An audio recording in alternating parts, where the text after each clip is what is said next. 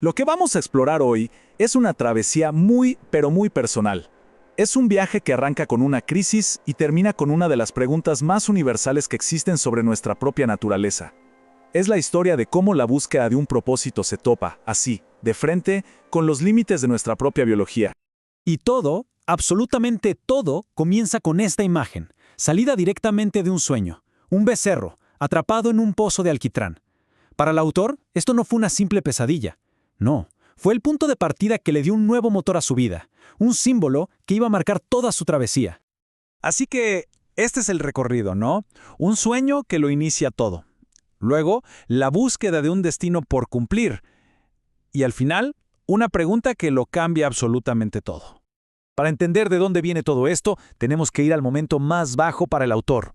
Después de un accidente gravísimo que lo dejó con parálisis, tuvo un sueño que no solo le devolvió la esperanza, sino que de alguna manera le asignó una misión de vida, un destino que sentía que tenía que cumplir. Y lo increíble es que en este sueño cada detalle es una metáfora. El becerro, por ejemplo, representa una parte de sí mismo que tiene que soltar. La montaña helada, bueno, es el símbolo de su travesía interior, que iba a ser durísima. Y la cima es ese lugar desde donde podría por fin cumplir su nuevo propósito, guiar a otros. Bueno, con esta misión ya clarísima, el autor se pone en marcha. Se dedica de lleno a ser un guía terapéutico para otras personas, intentando cumplir con ese mandato que le dio su sueño. Pero, como suele pasar, se topa con un problema que no se esperaba para nada. Al principio su enfoque fue súper estructurado, muy metódico. Usó la llamada nueva medicina germánica, un sistema que busca resolver conflictos emocionales para, en teoría, sanar el cuerpo. Y la verdad es que al principio le funcionaba, pero solo hasta cierto punto. Y acá es donde se da cuenta del problema central. Descubrió que sanar el cuerpo no era suficiente. Una vez que el conflicto biológico desaparecía, quedaba un vacío. La gente estaba sana, sí, pero perdida, como sin brújula, sin un rumbo para su alma. La sanación física no les estaba dando un propósito de vida. Entonces, al ver que la sanación biológica se quedaba corta, ¿qué hizo? Pues desarrolló su propio método. Una forma de ir más allá del cuerpo y guiar directamente al alma en esa búsqueda de su máximo potencial. Su técnica era algo bien interesante, una especie de meditación a través de la escritura. El proceso era bien profundo, fíjense. Primero, vaciarse para hacer espacio. Segundo, extraer lo malo, pero no para borrarlo, sino para resignificarlo, para transformarlo en luz. Tercero, integrar esa nueva luz. Y finalmente, reconocer y aceptar lo bueno. Era en esencia un método para reconstruir el ser desde adentro. Y claro, con este nuevo método, el autor sintió que por fin había completado su misión. Creyó que tenía la herramienta definitiva no solo para sanar el cuerpo, sino para traer felicidad y propósito. Pero la realidad, como siempre, tenía otros planes, y le iba a poner enfrente un desafío que iba a sacudir todo lo que él creía saber.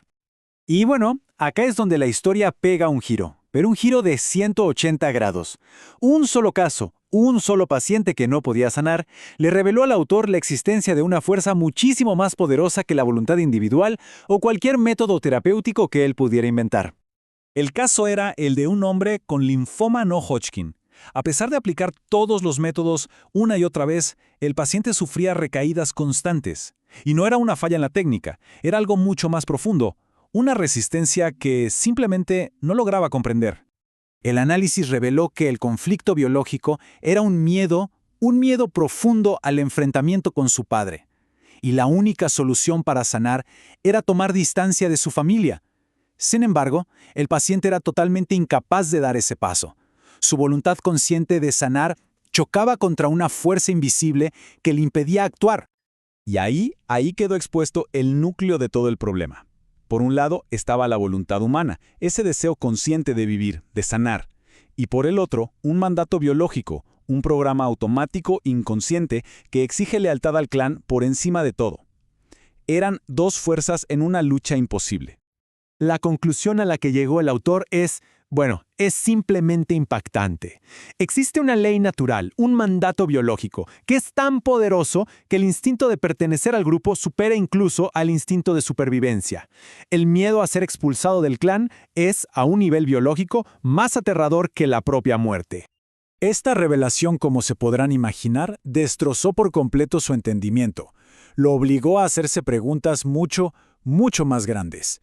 Preguntas que ya no eran sobre terapia, sino sobre filosofía y el destino mismo de nuestra especie. La primera pregunta es directa. Si la voluntad humana es tan poderosa, ¿por qué este programa biológico parece tener siempre la última palabra? O sea, ¿por qué la naturaleza diseñó un sistema donde el individuo debe someterse al grupo, incluso a costa de su propia vida? Y esto, inevitablemente, nos lleva a la pregunta definitiva. Si la biología nos obliga a seguir este plan que parece inquebrantable, ¿hacia dónde nos está llevando todo esto? ¿Cuál es el propósito final de estas leyes que nos gobiernan desde lo más profundo de nuestro ser? Lo curioso es que, en su búsqueda, descubrió que él no era el primero en enfrentarse a este misterio. Encontró que el pueblo mapuche, con esa conexión tan profunda que tiene con la naturaleza, ya se había hecho estas mismísimas preguntas sobre las fuerzas invisibles que rigen la vida y la muerte. Y al final, todo parece resumirse en este epigrama mapuche que es tan profundo. Reconoce que hay depredadores que podemos ver en la naturaleza, claro, pero luego lanza la pregunta, ¿y a nosotros quién nos caza? ¿Qué fuerza invisible nos picotea y determina nuestro destino? Es la misma pregunta que encontró el autor, un misterio antiguo que nos deja pensando en cuál es el verdadero propósito de nuestro viaje biológico.